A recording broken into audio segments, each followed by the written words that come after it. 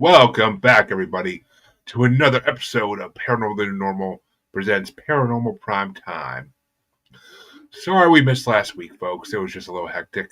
But we are back to bring you the next two episodes of Season 4. Joining me always, my faithful co-host, Malachi. Hello, everybody. Oop, I'm going to bring that back up. Well, folks, we have two pretty cool Monster of the Week episodes to talk about this week, so let's get right into it. And Malachi can do his episode first, as always. Okay, so mine is Supernatural Season 4, Episode 13, After School Special. It was written by Andrew Dabb and Danielle Lofton. I don't think we've heard those before. Yeah, I think they're yeah. And directed by Adam Kane, which I don't recall happening. It starts off, you got this girl who's getting picked on, getting called a slut, and then another bigger, heavy-set boom baddie girl says, "It's okay." And the cheerleader girl makes fun of her. Next thing you know, we see him in the bathroom, and the heavy-set girl just starts smashing her face against the window and kills her. So we switch to Sam and Dean. They find out about this. I still don't understand why they would have came for just that. But Sam's in there interviewing her, and she's saying that she's possessed, but she didn't see any black smoke or smell any sulfur. And she thinks, like, Sam's asking retarded questions at this point. But they still, he gets back with Dean. They're skeptical about it being a possession, but this school that they're at, Sam and Dean actually went to. So we find this, and there's like flashbacks back and forth. Sam and Dean had went there for like a month, and as they're driving, Dean asks Sam, "Why do you care about this place so much?" But the home of the bombers. So they went there for a month in 97. We do the flashback of Sam and Dean getting dropped off to another school. It's the third school they have attended that year alone, and it's only November. So, I mean, what is that, 2 months, 3 schools? Yep. So Dean's being a real cool fucking Fabio Fonz type of character, and Sam's just doesn't even seem to want to make friends. He makes friends with this nerdy kid, Barry Cook, who's being bullied by a bigger kid, Dirk McGregor. So the teacher assigns them a class essay to write their most memorable family experience. Then we switch back to Dean, who is flirting with girls in the classroom. So then we go back to the present, and Sam and Dean infiltrate the school. So Dean pretends to be the gym coach while Sam's the janitor.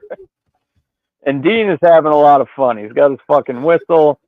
He's got the kids playing dodgeball, making them run laps.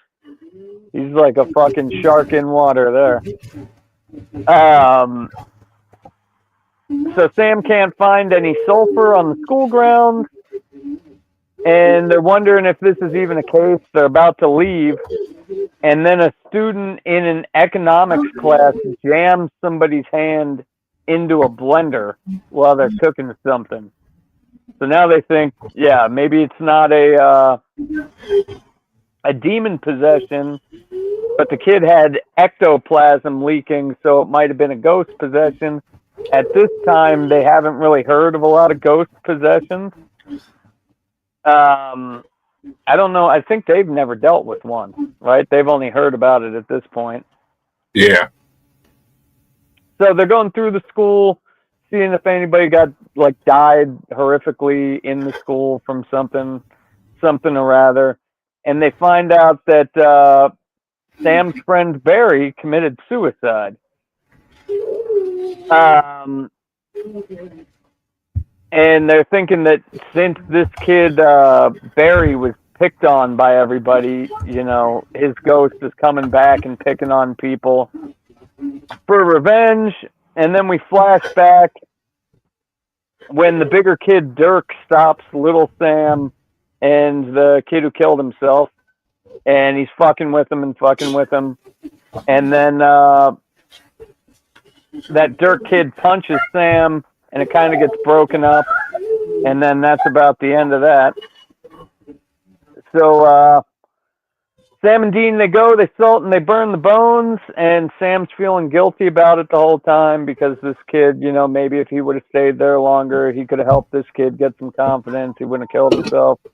Yada, yada, yada. And Sam remembers the conversation with his teacher. It was his favorite teacher out of all the schools he went to, because this teacher calls him in and asks him about the werewolf story Sam did for his essay about his family experience, and says it's supposed to be like a true story, not a fiction. And but he tells him he doesn't have to go into the family business, and he can be a writer, and he can do whatever he wants. And Sam took that to heart. What do we got here? Okay, so now as Sam's walking in the hallway, all of a sudden, this little Asian girl attacks him and knows him by his name. So this little high school Asian girl attacks Sam, and they find out that maybe it's not the school, because all of these kids ride the same school bus, and then they're talking about, the ghost can ride the person all the way to a place, but then it dissipates back to where the fuck it possessed them at. So they're checking the bus for EMF, and Dean opens the glove compartment and finds out that the driver's license is for Dirk McGregor, the bully's father. So they go and interview this guy. Oh, then we flash back to Sam getting picked on by this Dirk guy again, who fucking hits him, and then Sam kicks his ass, and then everybody starts saying Dirk the jerk, and they go fucking interview the guy's father, and come to find out this kid had died of a drug overdose, and his mother had died, and it was a real sad story, and that's why he was a bully in school. And then he complained about being called Dirk the jerk and all the sad, sappy shit. They asked the dad, it was funny, they're asking the dad, what happened to the bones? He says he was cremated, and Dean's like, was there all of them? All of them was cremated? And he's like, well, I saved a lock of his hair. And Dean's, well, can we see that? I thought that shit was funny. Yeah, it was. So yeah, I mean, they eventually go back. At this point, the brothers continue the search. Yeah, so they're searching the bus. They're trying to find the Bible where his fucking lock of hair is, and they can't do it. So when they return to the high school, Sam finally have his good. Oh yeah, then he goes and talks to the Mr. Wyatt teacher. What do we got? Broom closet. Well,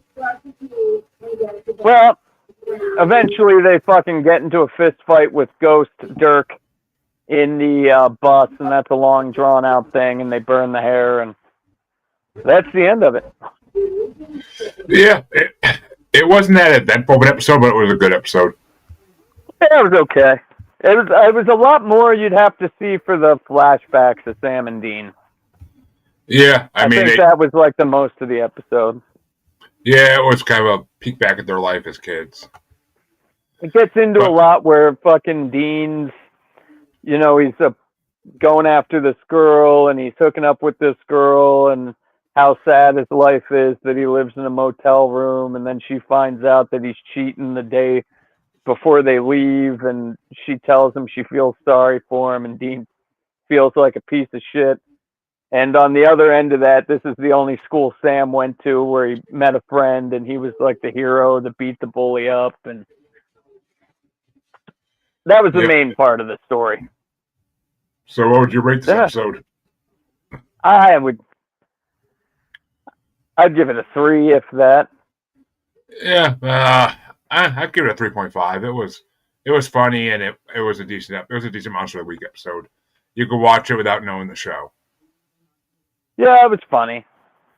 But Ghost was kind of lame and mostly just nostalgic Sam and Dean past type of a thing.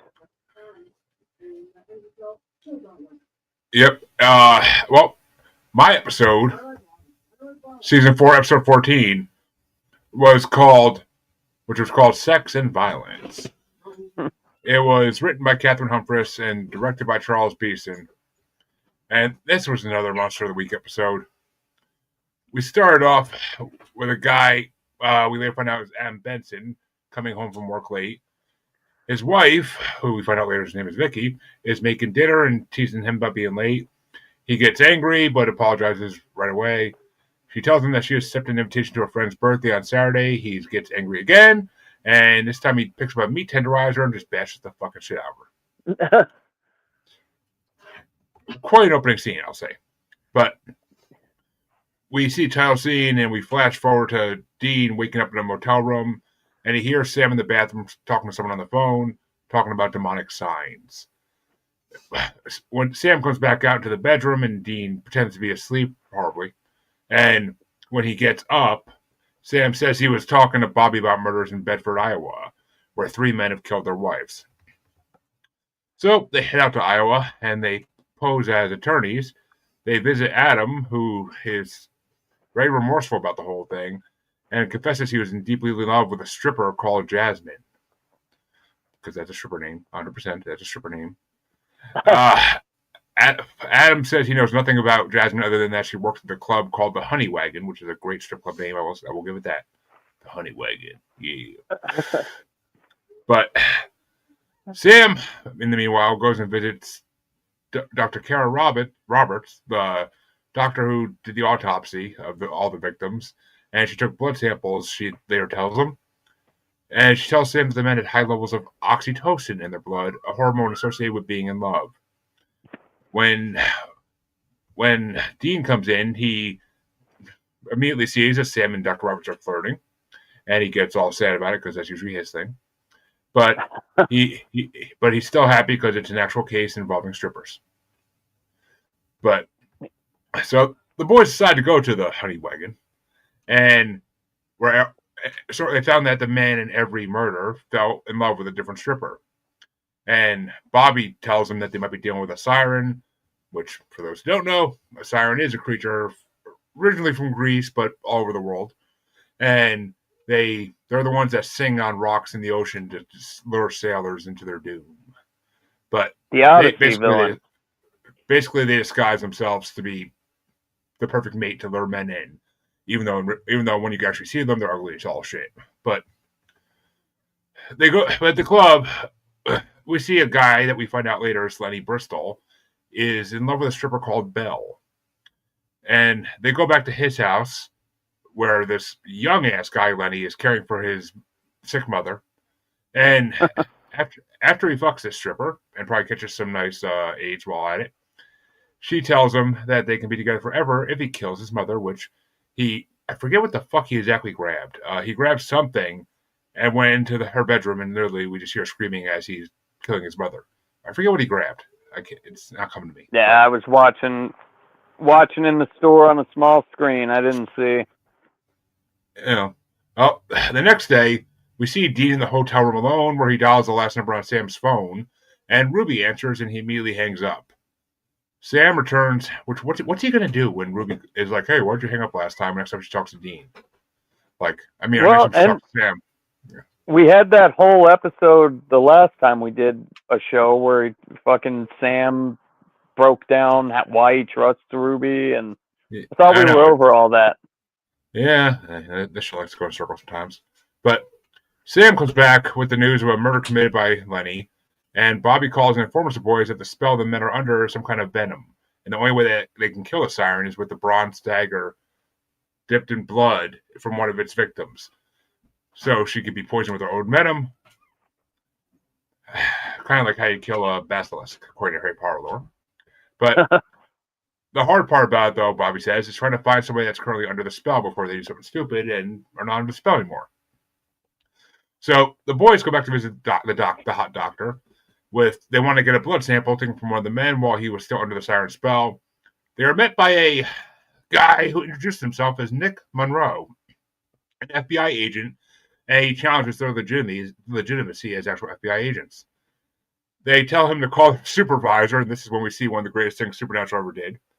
And he calls somebody, and we see Bobby with a very cute kitchen apron on, answering the phone, and Bobby has phones on his wall labeled FBI, police, CIA, and all these different organizations just so they could always have someone to call if they need to. So apparently we find out that the boys have all these different business cards for each of their fake occupations with Bobby's number on each one. That would not have been cheap back in the day. But after Bobby tells him to basically stop bothering him with this useless shit and wasting his time, Monroe is happy with it, and he reveals that he found the link between them and the strippers, and Sam suggests Dean go on with him to keep him busy back to the strip club while Sam gets a blood sample. As they're leaving, Nick, the other agent, the real agent, starts to woo over Dean's car, and at the club, him and Dean start bonding over drinks and classic rock trivia. And Nick tells Dean that he found a flower, a hyacinth, at the scene of each crime, and a flower that Dean remembers seeing in Dr. Roberts' office. So we go back to the hospital, and Sam and the doctor are finding the blood samples missing, and there's no clues in the security tapes as to the thief. Sam reveals the version of the theory to her that the men were drugged. They share a drink, talk about relationships. The doctor comes on to Sam, and he responds enthusiastically. Ignores Dean's call, and they have hot sex in her office. Sam's been getting laid a lot lately. But yeah, not so much for Dean. Well, I guess last episode, the angel lady. Yeah. But later on, we see Sam calls Dean, who tells him the theory about the hyacinths and that he has learned that Kara's ex-husband, the doctor, died of a heart attack. Dean accuses her of being the siren, but Sam's like, I don't believe it. I said great sex. Dean assumes that Sam has slept with her and takes him to task over it. He tells Sam he can't trust him and that he'll handle the investigation on his own. Sam throws the phone away, and Dean leaves a message for Bobby and then calls Nick for assistance. Dean and Nick watch the doctor arrive at a club. Dean describes, as Sam did with her, a version of the poisoning theory that maybe is something in the siren's saliva, and he and Nick share a hip flask of, well, I'm assuming it's whiskey. Nick reveals that it's definitely in the saliva, and that he has just poisoned Dean as they shared a drink. Nick is the siren we see as he looks in the mirror, and we see his ugly ass face. And he tells Dean that he can't trust Sam, and he needs to get him out of the way so he can be the perfect brother that Dean wants. Yeah, that was a twist. Yeah, it was. I forgot about that actually from the first time I saw this. But we see Sam going back to the hotel room. Dean grabs him and holds a knife to his throat, even cutting Sam on Nick's command. And Nick goes into this explanation of how high he gets from having people fall in love and kill for him. He then spits venom at Sam, infecting him. And he tells the brothers that he knows they have issues with each other and that they should fight it out. The survivor will be with him forever. And Dean, in a game meter of like 3, Dean tells Sam he feels that Sam has changed and knows that he's lying and hiding things from him. And Sam reveals the reason is that he wants to hunt Lilith and that Dean is not a strong enough hunter. He taunts him about his anguish over his time in hell, how he cries like a little bitch. And the boys fight, a decent fight actually, and they smash through the room door into the hall. Dean gets the better of Sam and is about to swing at him with a fire axe when Bobby appears and stabs him with a dagger. He then uses the dagger with Dean's infected blood on it to stab the siren. we see the siren die in its true ugly, fucking hideous form is revealed, and the spell is all good and broken. And the boys just look at you all like, fuck, again? But the next day, Bobby says his goodbyes to the boys, and they both apologize for the harsh words, claiming they had no lasting effect. And the episode just ends there. It wasn't. Yeah. It was a very Monster of the Week episode. That much I can say. Not my favorite, not as bad as Bugs. Yeah, not as bad as Bugs, that's for damn sure. But what would you rate it? I'd give it a 3, if that too. I'd give it a 3.1, just to be a little higher. But because sirens are a cool villain, I like that. I like that the names of all the strippers that the sirens were impersonating are based off Disney princesses. Yeah, I think they could have done better with it, but in the show, when they introduced themselves to the Doctor the first time, they're Agent Styles and Agent Murdoch, that's from this TV show in the '60s, Route 66. Never even heard of that one. I've heard of it. I never watched it. It's way before my time. And apparently, this episode is the same name as an episode from Dawson's Creek that Dean was in. Really? Mm-hmm. I know it's an exploited song. And this is actually apparently the first and only time a siren appears. Huh. And I love that they used Thunder Kiss 65 in the strip club. That was White Zombie. That's fucking awesome. But shit. Well, folks, that's our 2 Monster of the Week episodes for this week. I know it's been a lot of Monster of the Week episodes, but I'm pretty sure next week. Next week we have a story. I'm pretty sure we have a story episode. Yeah, we did the week before. We did the Angel Demon cutoff one, right? So no, that was 3 episodes ago. Last week we had 2 other last week we had 2 other Monster of the Week ones, but yeah, we have 2 story episodes coming up. So next week we'll have a little more in-depth, longer episode for you guys to watch. You guys remember we watched these a week ago too, so our memory's a little hazy at best. Yeah. But come back next week, folks, and we'll get back on Storyland mode here. But have a good one, everybody, and hope you all had a safe Devil's Night. Take it easy. You all fuck shit up. But have a good one, everybody.